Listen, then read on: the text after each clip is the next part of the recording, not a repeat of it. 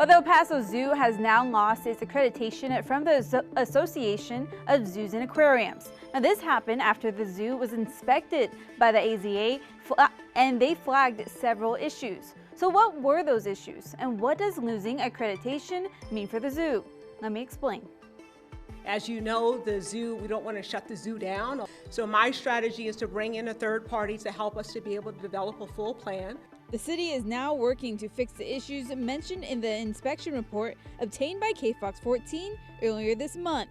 This after the AZA revoked the El Paso Zoo's national accreditation. The main thing was really deferred maintenance, and this is not the first time that we've heard through reaccreditation reports that deferred maintenance were issues for us. KFOX 14 previously spoke with Zoo Director Joe Montisano about this inspection report. At the time, he was confident the zoo would keep its accreditation after getting a one-year extension following last year's report. I really don't think they would have a reason to not give us our accreditation. We met or addressed every issue in this report. But that wasn't the case. The AZA's most recent report highlighted issues such as a rotting wooden boardwalk and damaged wiring at the Africa exhibit, which is now closed off to zoo visitors. We don't typically have money that is set aside for these types of things within our budgets.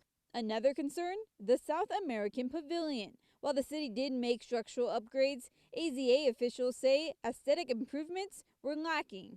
Even in that facility, we did early on quality of life improvements, and most of those dollars ended up being on systems. But the aesthetic pieces are the things that we didn't focus on.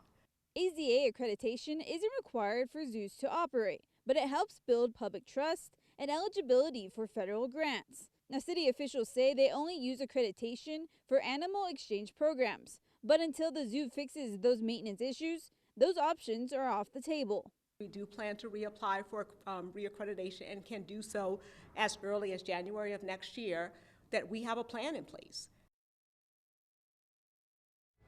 Well, what you just heard right there, the zoo has 30 days to file an appeal to the AZA's decision. If denied, then it will have to wait until January to reapply for accreditation.